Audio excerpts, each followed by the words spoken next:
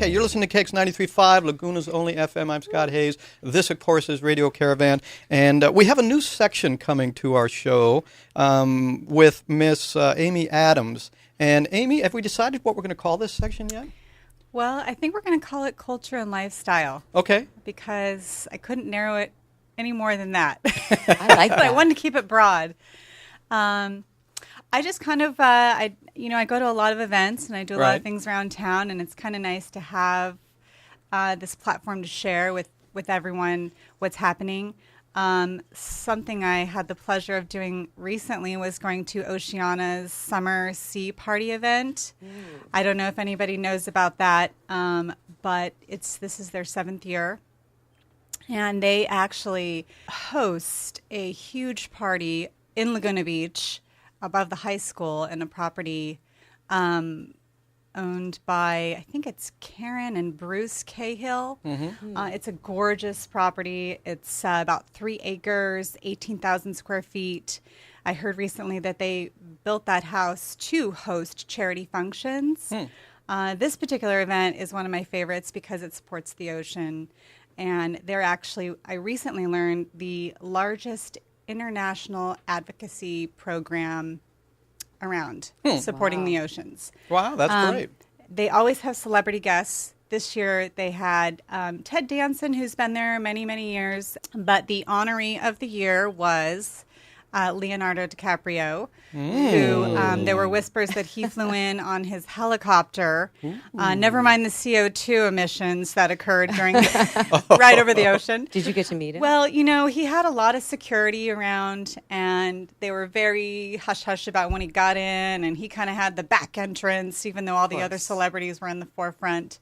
But we just met briefly, and he was really nice. It actually kind of seemed a little bit shy, and just very handsome, of course. And he did grant Oceana $3 million this year. So, wow. And this event actually, and I'm not sure if it's the most they've ever made at one of these events, but I think it was somewhere around $1.4 million this year. That's great. So it's really remarkable, and I'm super happy for them because I've been going to this event for years, and it's now like this huge to-do. We handle everything from general corporate formation, partnership, real estate. We have a full-service litigation practice, and we also have a group of lawyers that handle bankruptcy and general insolvency matters. We offer big firm experience with a small firm feel. The person that you're hiring is the person who's going to be representing you throughout your entire matter.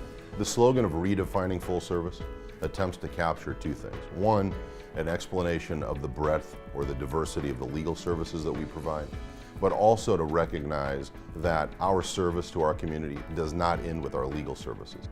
Whether it's a pro bono opportunity where we're representing people for free, or whether we're actually volunteering on a project like Habitat for Humanity, for example. It includes the philanthropic efforts, the volunteering of time, and the donating of resources outside just the 4 corners of this law office.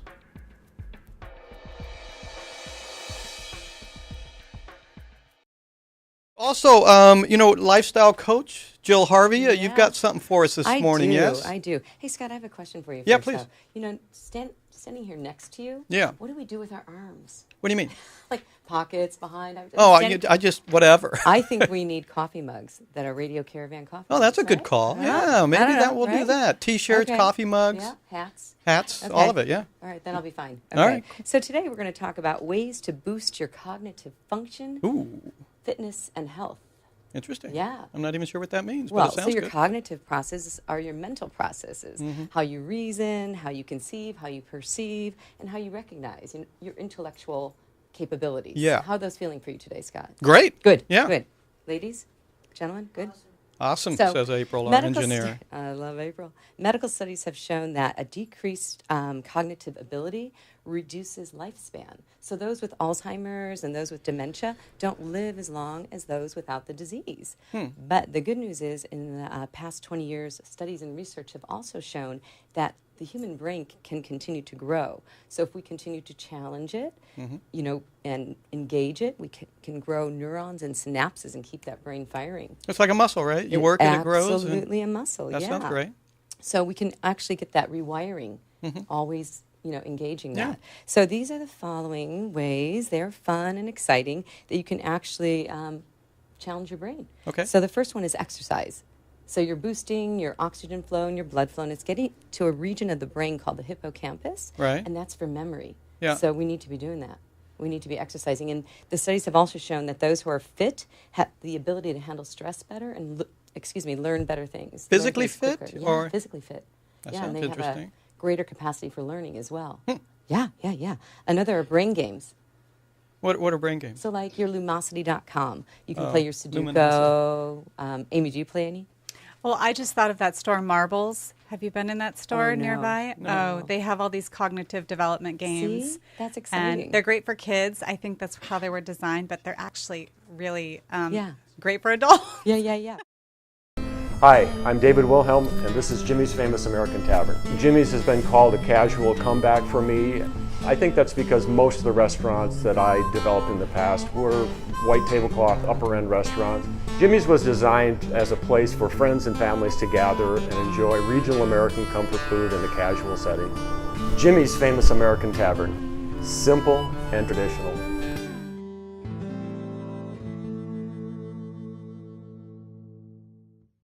You're listening to KX 93.5, Laguna's only FM. I'm Scott Hayes. This, of course, is Radio Caravan, and I'm here with my guest co-hosts at this Yay. particular moment, Jill Harvey and, of course, Amy Adams. And I'm honored to introduce our guest this morning, T. Jefferson Parker, the writer, the author, the now novelist writer as well, a novelist. What is that word? Did I get that word right, That's Jeff? right. Mm-hmm. Yeah, great. So we're here to talk about his new book, which is which being sort of hailed as a literary novel, something different for you. But I wanted to go back a ways because I was saying here at the break that you and I have something in common. You and I both worked at the Costa Mesa Daily Pilot. All right, Pilot. Yeah. Way back when. And who was your editor back then? Do you remember? Let's see. My editor was Sandy Joy, and we were kind of the entertainment section, culture section. We were not the hard news. We were the entertainment people. Yeah. Uh-huh. I did the same thing. I was an entertainment writer, and it was great because Amy can kind of attest to this as well. You got to go to all those fun events, and Yeah. you got special privileges and all that good stuff. Oh, yeah. You go to concerts, and you go to galleries, you go to do all the fun stuff, and Yeah. you don't even have to pay for it because Yeah. you're a reporter. It's great. And did I read you also worked for the Newport Ensign? Yeah. That's before. back then it was a weekly, or what was It that? was a weekly back then. The Daily Pilot was like a major metropolitan newspaper compared to the Newport Ensign, which was a little weekly. Yeah. It was color. It was kind of classy. It was kind of cool. Yeah. And I did everything for that paper. As you know, as a young newspaper guy, you go to work for a paper and they make you do everything, which is sort of cool. I did cultural stuff. I did fire. I did cops. I got a ton of information from my first novel, Laguna Heat, just by riding along with the cops and talking to them and stuff, Yeah. And it was wonderful. The only thing I didn't do was sports and business because they always hire specialists to do that kind of stuff. Yeah, okay, got you. Let me give you a little background here.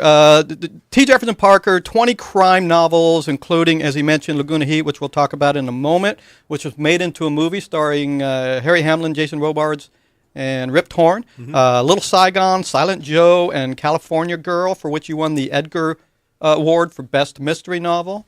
You've been a New York Times best-selling author, and you've got your, like I mentioned earlier, your next literary novel, Full Measure, coming out next month by, is it St. Martin's Press? That's right, yeah. Yeah. I mean, a pretty impressive resume as a writer, no? Well, yeah. It's a lot of work and a lot of books. That's 20 novels, and 21 will be out next month, and that's over. See, the first one was published in '85, so it's been 28 years. 28 or years. so. Yeah. I've been busy. And when you wrote Laguna Heat, I mean, you came out of the gate writing Laguna Heat while you were working at a full-time job. Yeah, But absolutely. not a newspaper job, right? At the beginning it was, yeah. While I was working at the Ensign and then later the Pilot where you worked, Yeah. I was working on that book. And then later, after the Pilot, I got a job as a technical editor out in Irvine, writing technical manuals for a tank, an anti-aircraft tank for Ford Aerospace. And that's when that book was finally published and sold. I worked on it for 5 years. So I worked all sorts of places while I was working on Laguna Heat. And that was like evenings and weekends and holidays. That's all I did was come home and hit the typewriter again. And tell us briefly, for those who may not know, a little bit about sort of this scenario of Laguna Heat and how you got inspired to write that. You know, I grew up in Tustin, California, just inland, just a few miles. And when I got out of college, I went to UCI for a few years. When I got out of college, I relocated in Laguna Beach, which strangely as it might sound, was exotic to me, having grown up in Tustin. You know, it's only 5 miles away, whatever. Right. But it was just different place, and I was so inspired, and I fell in love with Laguna so hard and so heavy when I first moved here, which would have been 1980. That Laguna became a big part of the book. It's kind of a character in the book. It's kind of in some ways, it's a mystery, and it's a fast-paced, story and all that kind of jazz. But it's also kind of a very, very evocative kind of love letter to Laguna, because I was so smitten as a young man with the town. Yeah. How many rejections did you go through before you actually sold Laguna Heat, or was it bought right away? That's a good question. You know, the funny story. My agent sent the book out to 4 publishing houses. First submission was five publishing houses, and I got a series of letters over the next few months. Dear Mr. Parker, love the book, can't publish it. Love the characters, terrible plot. And then the next letter would say, Dear Mr. Parker, read the book, can't publish it, loved it. Great plot, lousy characters. Then the next letter would contradict it. So I had 4 different versions, and after about a month or two, I was getting kind of discouraged. And but then the 5th publisher, which was St. Martin's Press, read the book, and my editor called to say that it kept the reader, it kept the editor up until 4 that morning, and he had just finished it. And once he gets a little sleep, he's going to call me and make an offer. So that was pretty cool. That's very cool. Yeah. I didn't think it was going to happen, actually. And then it got published to rave reviews. Is that fair of me to say? Yeah, it was splendidly reviewed. It was really well reviewed, and it sold well. It wasn't a blockbuster or anything like that, but it put me on the map as a writer.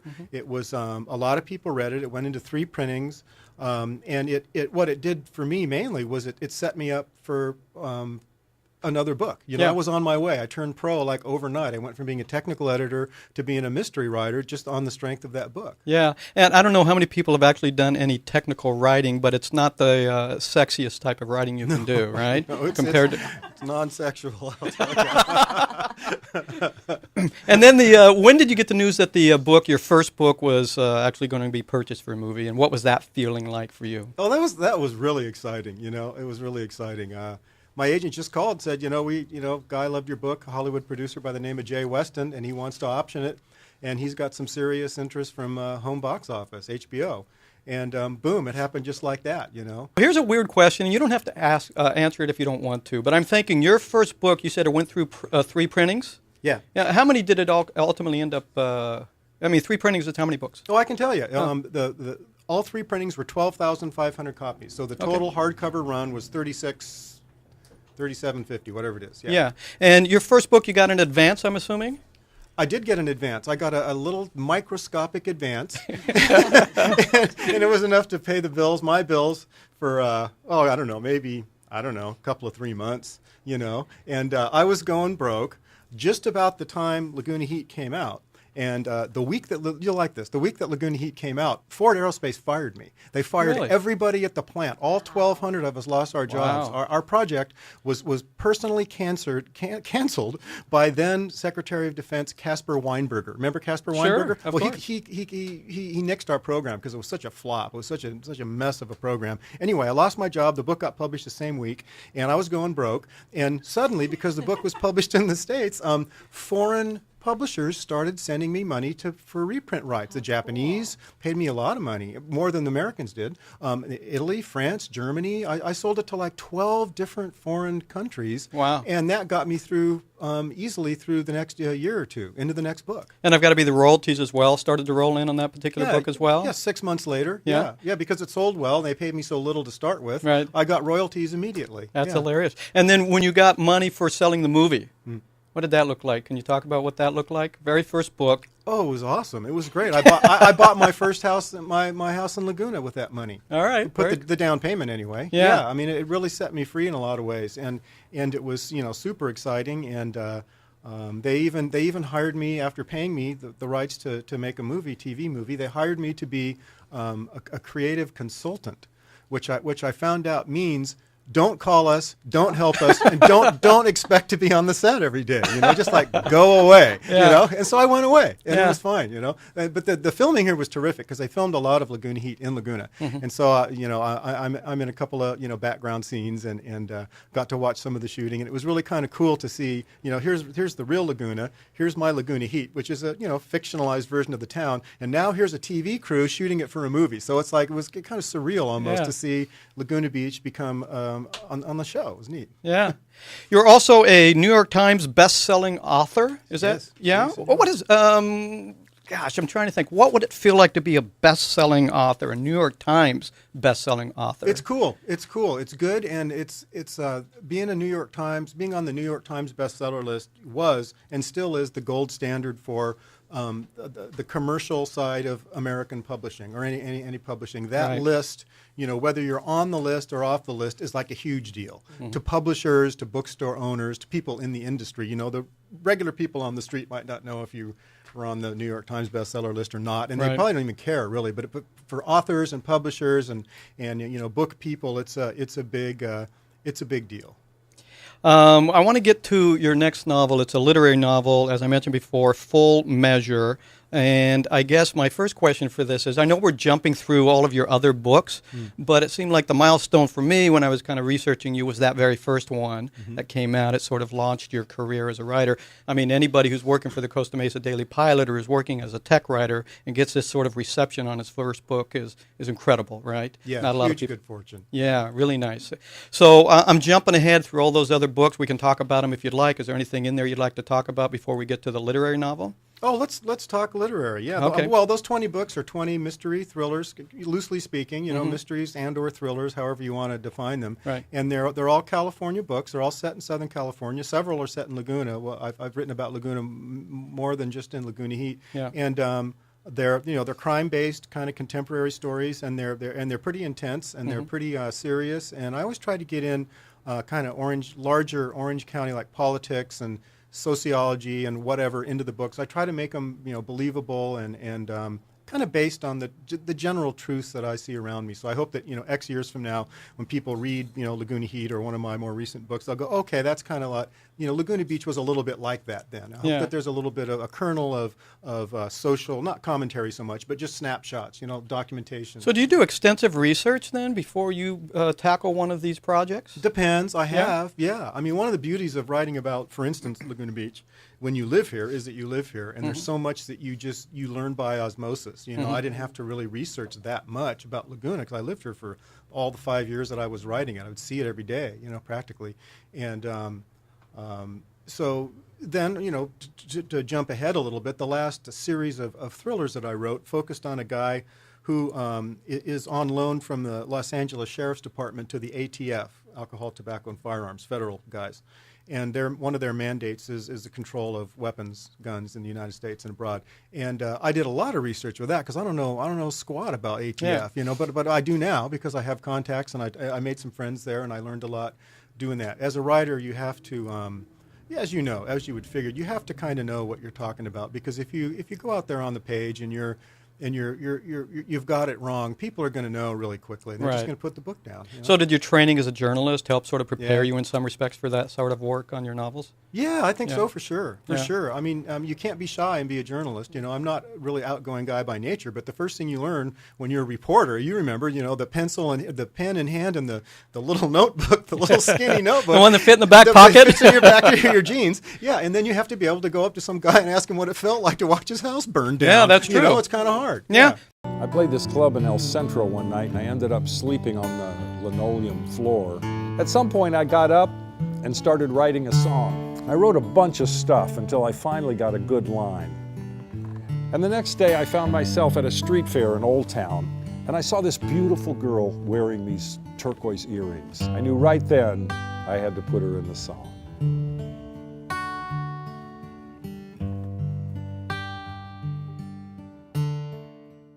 We have in the studio T. Jefferson Parker, the author. We were talking briefly about sort of your past career as a journalist and how you sort of moseyed on into the world of novel writing. But now we wanted to kind of bring it up to date and talk a little bit about your new book, Full Measure. It's being sort of described as a literary novel, and I'm curious what makes a literary novel different from the other books that you've written. Well, I'll tell you. A literary novel is a catchphrase for any novel really that doesn't fall into an easily identified genre such as science fiction or western or mystery, thriller, romance, etc. What's left over is literary books. In the case of this book, Full Measure, well, I moved to Fallbrook 14 years ago. I left Laguna in 2000 and I moved to Fallbrook 14 years ago. And the last few years that I've been there, this story presented itself to me because Fallbrook abuts Camp Pendleton. And I began seeing these young men returning from Afghanistan. This is 3-4 years ago. And they're right there in Fallbrook with me. I see them at the gas station and in the grocery store and whatever, and they're just kind of part of Fallbrook. And so I started talking to them a little bit. You know, it's kind of how you doing, whatever. And I went out to base a few times, and I did some programs, you know, about writing, how to write, and just kind of talking to the guys and interviewing them.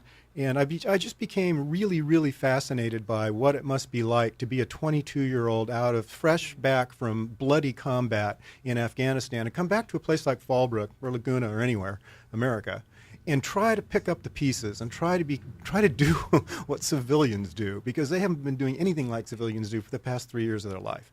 And that story evolved into Full Measure, and it never was a mystery or a thriller. You know, there's no body, there's no crime scene, there's nothing really to be solved. There's a lot of mysteries in the book. What's going to happen? Who's going to do what? Right. You know, but it's not a crime book. It's not about solving anything. It's about it's a story about brothers. One's a guy who comes back from combat. The other one is kind of a shiftless dreamer who stays at home, and they love each other, but they compete, you know, horrendously, as brothers will do. And together they have to kind of put the family business back together, which is a big avocado ranch. Avocados, they're big in Fallbrook, where I live. And that ranch, as the story opens, has been virtually destroyed by wildfire, and what little is left of it is being threatened by drought and debt. And so these two kind of mismatched brothers have to step in and help mom and dad try to get this place on its feet again. And it's just it never was a mystery, so it's a literary novel. It's a story. That's a great explanation. How did you go about writing? How was the writing process then different from, or was it, the other previous writing projects? Good question. Very good question. You know, one of the things about genre books is that genre books have conventions. There are certain things you can do and not do in a romance, certain things you can do and not do in a western, science fiction, mystery, thriller, whatever. They have their conventions, and sometimes they're negotiable, and sometimes they're loose, and sometimes you can bend them. But they're basically kind of have their rules, if you will. A literary book doesn't have that. You know, you can go in virtually any direction that you want. There are no conventions really holding you in. Now, that said, is it easier to try to hit your marks writing a genre book, or is it harder? You know, I'm not really sure. I was going to ask. It's a different process, though. Your question is good. You approach a literary novel differently. Did it take you any longer to write the book? A little bit, yeah. I wrote that. Interesting you should ask. I wrote that book in my spare time. I was writing thrillers during the time that I wrote that book. It took about 3 years. It usually takes me 1 year because I'm full-time on the thriller. I'm under contract. Right. You know, this thing I wrote in my spare time. You know, after writing, I would write that, and it took 3 years. And I did have some months in there where I didn't have to do any other kind of writing, so I had good hours, you know, available. So yeah, it did take a little longer, and I had to kind of feel my way through it. One of the things about a literary book like that is you have so much freedom from those conventions that it can be scary. Yeah. It can be scary. You don't have much to go on. I've got to make you interested in those characters and that story and that language from the get-go. You know, without, you know, I can't have car chases and I can't have crime scenes and I can't have all these conventions that a lot of people are used to and a lot of people like. You're on your own more. Yeah. I know Amy sort of tackled the book for us, and I'm going to let her in a moment ask you a question. You said you're under contract with your publisher. You're required to push out one, book every year? Yeah. I have been under contract since Laguna Heat, you know, almost 30 years. And the basic understanding between me and my publishers was always pretty much that I would complete a book a year, and they would, and we would put it right in the contract. You know, Wow. when you're writing, as I was, you know, mystery thrillers, and you have an audience, you're expected to deliver your book at a certain time. Not that you always make it, but you know, usually I would. You know, Deadlines are meant to be broken. Yeah, and they want to publish it at a certain time. I mean, Right. if you read those books you see around you, you know that there's going to be, you know, there's going to be a new T. Jefferson Parker thriller in April because there's been one in April for the past 10 years. You know, Yeah. so you get on this schedule, and so I worked around it. I worked in my spare time on this. That's amazing. Students, one of the first hurdles they have to overcome, at least this is what they tell me, is writer's block. And I told them that when you're hitting deadlines, you don't have time for writer's block. Yeah. Do you ever find you have writer's block at all, or it's just you've got a deadline to hit and you just pump it out? Both. Yeah? Oh, Both. okay. Yeah. I mean, you know, I've never really had writer's block in the sense that I don't have any inspiration or anything to say. My version of writer's block is really trying to figure out what should happen next, because certain things can happen and certain things can't, and everything depends on what's gone before. So for me, it's kind of a puzzle. It's like, and sometimes it'll take me a week or two to really to figure out what the next scene should be, because it's based on what's gone before and it's setting up what goes after. You know, so So it's not like you know, you have to pump out 250 words every day. I try to. Oh, you do? Is Yeah. that your goal, 250? No, more than that.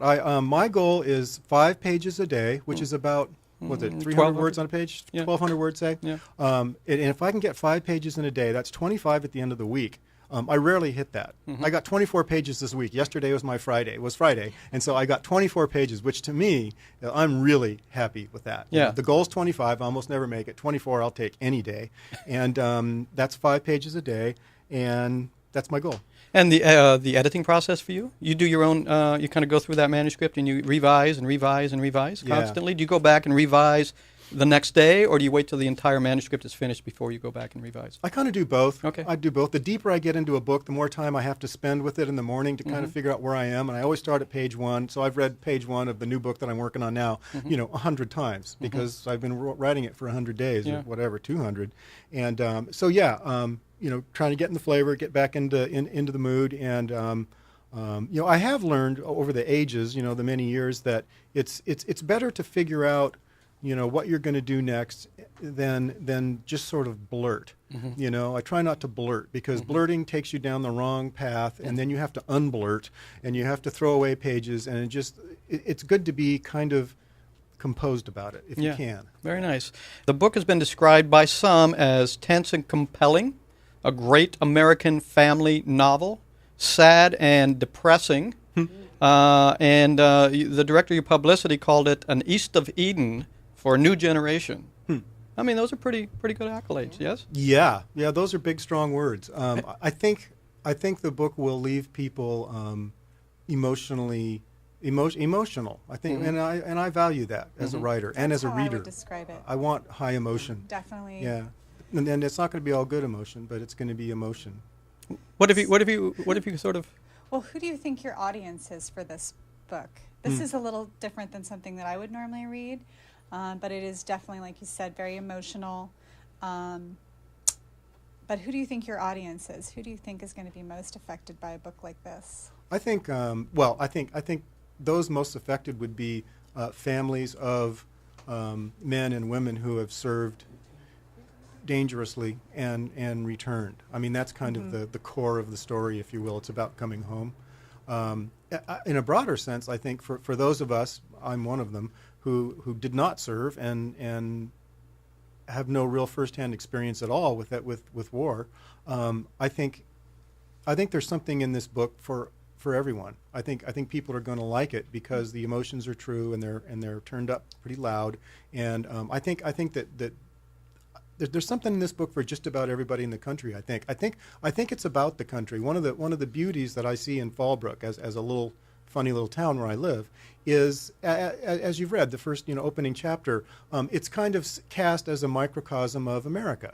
The Indians run the smoke shops, and the Chinese people in Fallbrook run the Chinese restaurant. The Japanese restaurant is run by Japanese, and it's this kind of multicultural little tiny snapshot of America. And I think because of that, somebody reading from Des Moines or Washington D.C. or upstate Maine is going to get it.